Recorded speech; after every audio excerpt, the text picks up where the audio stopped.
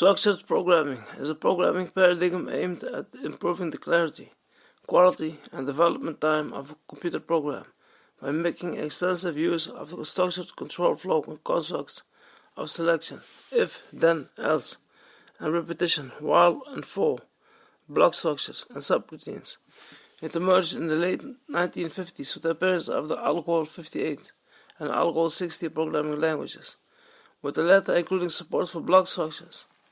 Contributing factors to its popularity and widespread acceptance, at first in academia and later among practitioners, include the discovery of what is now known as the structured program theorem in 1966 and the publication of the influential go-to statement, considered harmful, open letter by 1968 by Dutch computer scientist Coates, who coined the term structured programming. Structured programming is most frequently used with deviations that allow for clearer programs in some particular cases, such as when exception handling has to be performed.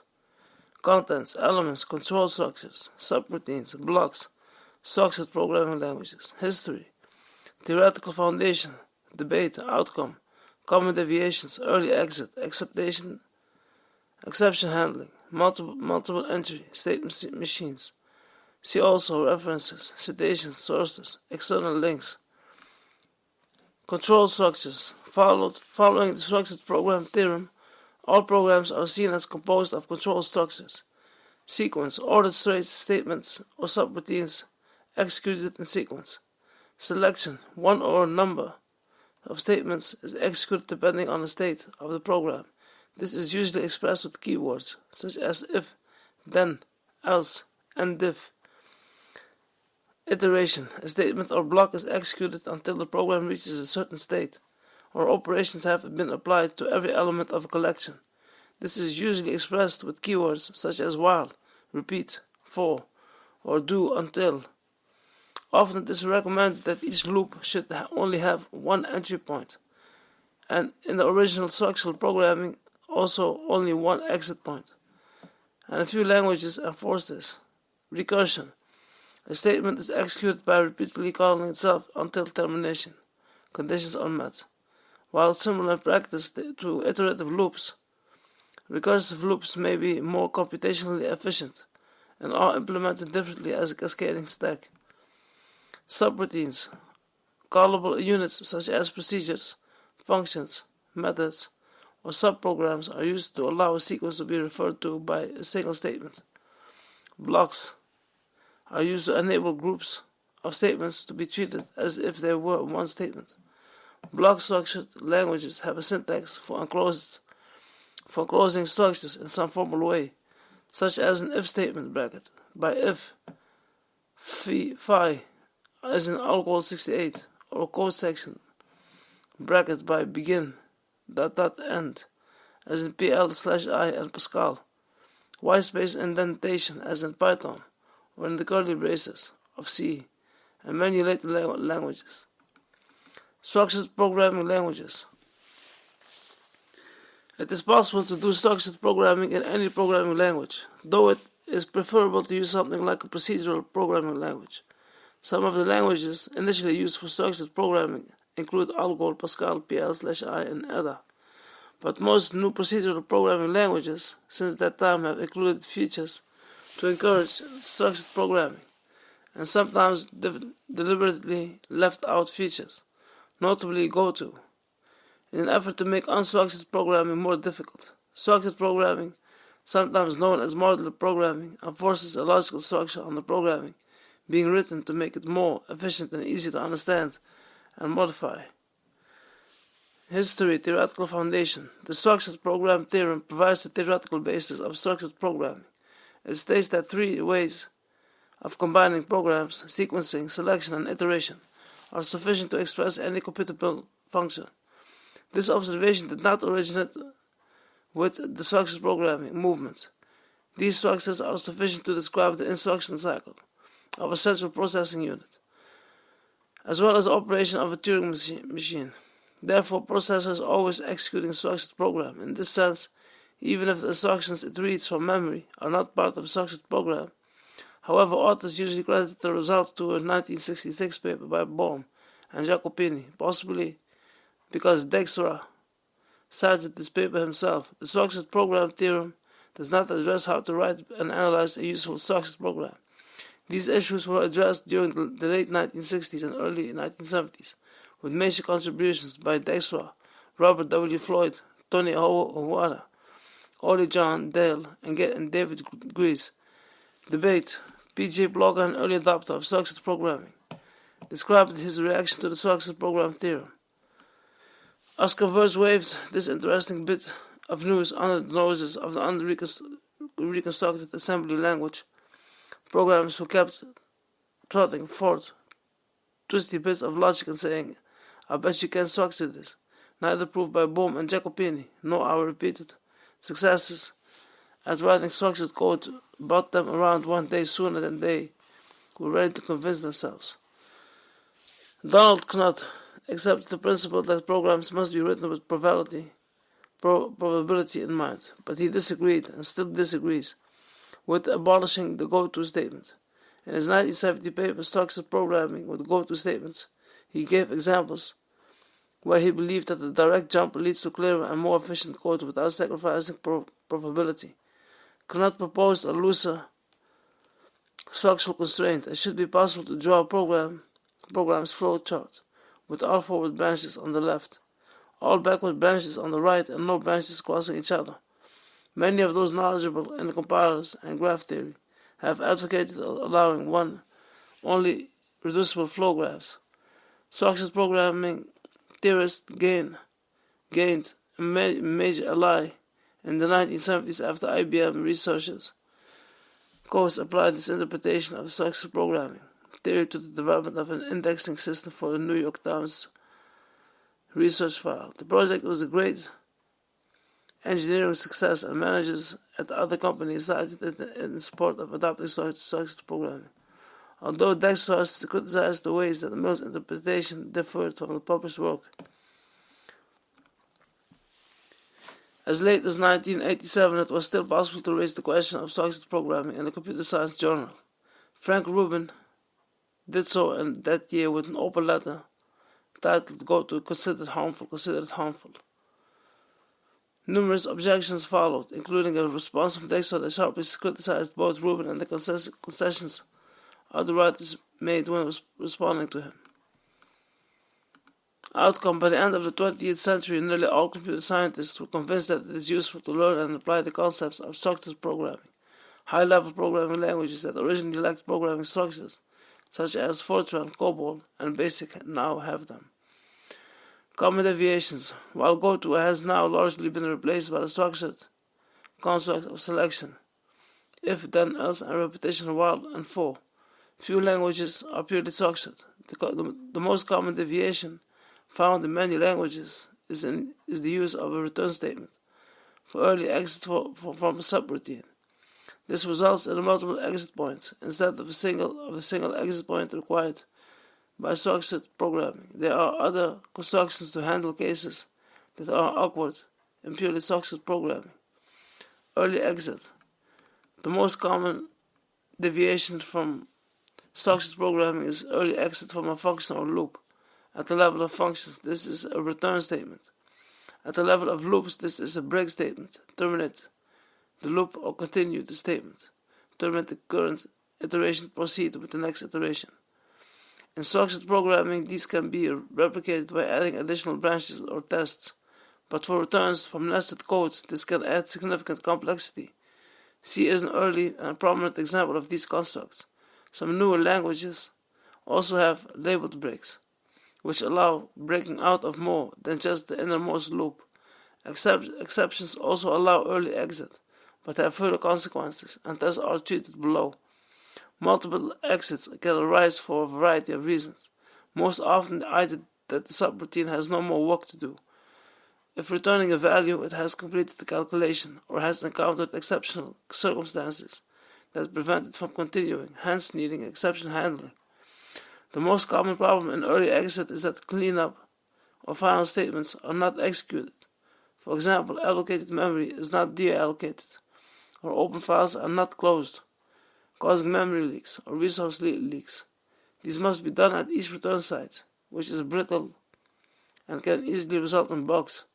For instance, in later development, a return statement could be overlooked by a developer, and an action which could be performed at the end of a subroutine, for example a trace statement, might not be performed in all cases. Languages without a return statement such as Pascal and C7 do not have this problem.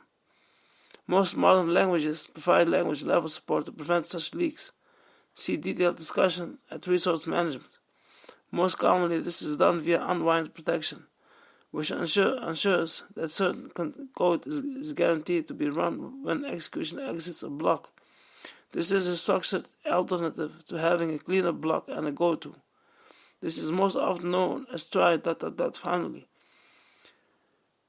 and considered a part of exception handling. In the case of multiple return statements, introducing try ... finally without exceptions might look strange. Various techniques exist to encapsulate resource management. An alternative approach found primarily in C++ is resource acquisition and initialization, which uses normal stack unwinding, variable deallocation, and function exit call destructors on local variables to deallocate resources. Kent Beck, Martin Fowler, and co-authors have argued in their refactoring books that nested conditionals may be harder to understand than a certain type of flat structure using multiple exits predicated by guard clauses. Their 2009 book flatly states that one exit point is really not the useful rule. Clarity is the key principle. If the method is clear with one exit point, use one exit point. Otherwise, don't. They offer a cookbook solution for transforming a function consisting only of nested conditionals into a sequence of guarded return or throw statements, followed by a single unguarded block, which is intended to contain the code for the common case, while the guarded statements are supposed to deal with the less common ones, or with errors. Herb Sutter and Andrei Alexandrescu also argue in their 2004 C++ textbook that the single exit point is an obsolete requirement. In his 2004 textbook, David Watt writes that single-entry multi-exit control flows are often desirable, using tenets framework notion of sequencer. Watt uniformly describes the control flow constructs found in contemporary programming languages and attempts to explain why certain types of sequencers are preferable to others in the context of multi-exit control flows. Watt writes that unrestricted gotos, jump sequencers, are bad because the destination of the jump is not self-explanatory to the reader of a program until the reader finds and examines the actual label or address that is target of the jump. In contrast, Watt argues that the conceptual intent of a return sequencer is clear from its own context, without having to examine its destination. Watt writes that the class of sequencers, known as escape sequencers, defined as the sequencer that terminates execution of a textual enclosing command or procedure, encompasses both breaks from loops, including multi-level breaks and return statements. Watt also notes that while jump sequencers gotos have been somewhat restricted in languages like C, where the target must be inside the local block or an encompassing outer block, say that restriction alone is not sufficient to make the intent of gotos in C self-describing, and so they can still produce spaghetti code. Watt also examines how exception sequencers differ from escape and jump sequencers. This is explained in the next section of this article. In contrast to the above, Bertrand Meyer wrote in his 2009 book that instructions like break and continue are just the old go-to in sheep's clothing and strongly advised against their use. Exception handling. Based on a coding error from the REN 501 disaster, software developer Jim Bonang argues that any exceptions thrown from a function violate the single exit paradigm and proposes that all interprocedural exceptions should be forbidden. In C++ syntax, this is done by declaring all function signatures as no exceptions C++11 or throw parentheses. Bonang proposes that all single exit conforming C++ should be written along the lines of. Peter Ritchie also notes that, in principle, even a single throw right before the return in the function constitutes a violation of the single exit principle, but argues that Dijkstra's rules were written in a time before exception handling became a paradigm in programming languages. So he proposes that allow any number of throw points in addition to a single return point. He knows that the solutions which trap exceptions for the sake of creating a single exit have higher nesting depth and thus are more difficult to comprehend, and even accuses those who propose to apply solutions to programming languages which support exceptions of engaging cargo cult thinking. David Watt also analyzes exception handling in the framework of sequences, introduced in this article in the preview section on early exits. Watt notes that an abnormal situation generally exemplified with arithmetic overflows or input-output failures, like file not found, is a kind of error that is detected in some low-level program units, but for which a handler is more naturally located in high-level program units. For example, a program might contain several calls to read files, but the action to perform when the file is not found depends on the meaning purpose of the file in question to the program, and thus a handling routine for this abnormal situation cannot be located in low-level system code.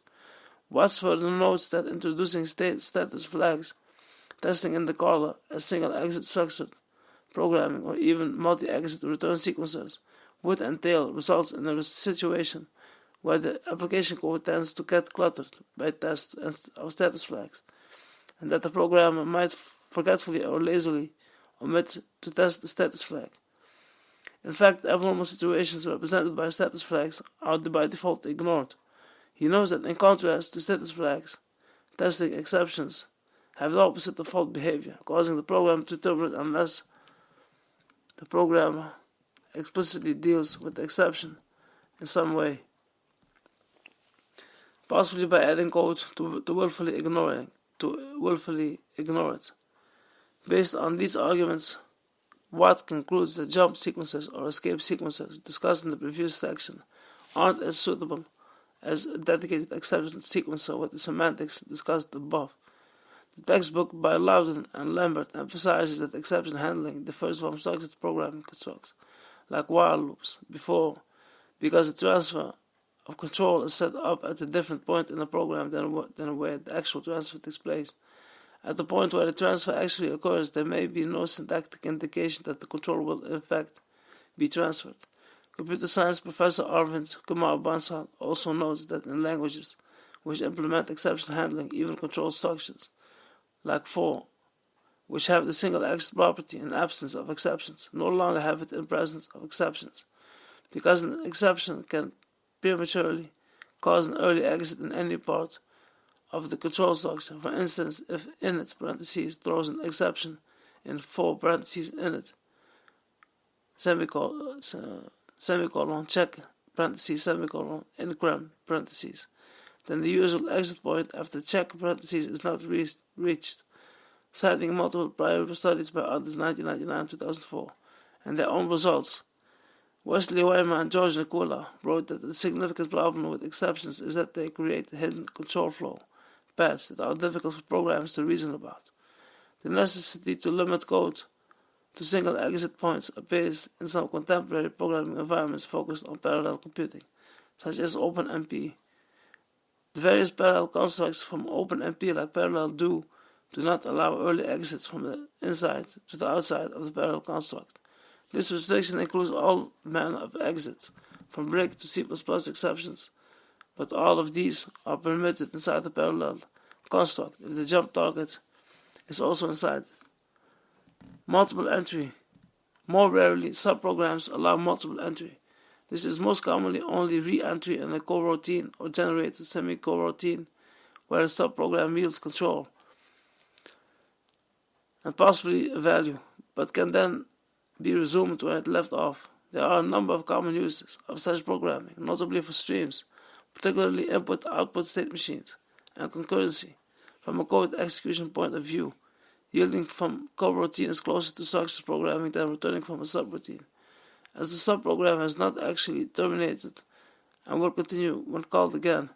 It is not an early exit. However, coroutines mean that multiple subprograms have execution state, rather than a single call stack of subroutines, and thus introduce a different form of complexity.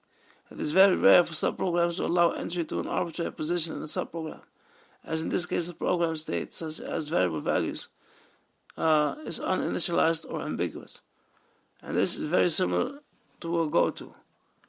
State machines. Some programs, particularly parsers and communications protocols, have a number of states that follow each other in a way that is not easily reduced to the basic structures, and some programs implement state changes with a jump to the new state. This type of state switching is often used in the Linux kernel.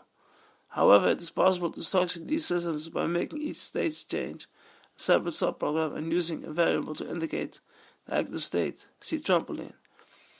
Alternatively, these can be implemented via coroutines, which dispense with the trampoline. See also Dracon. Minimal evaluation, Nazi-Schneiderman diagram, structure chart, switch statement, references.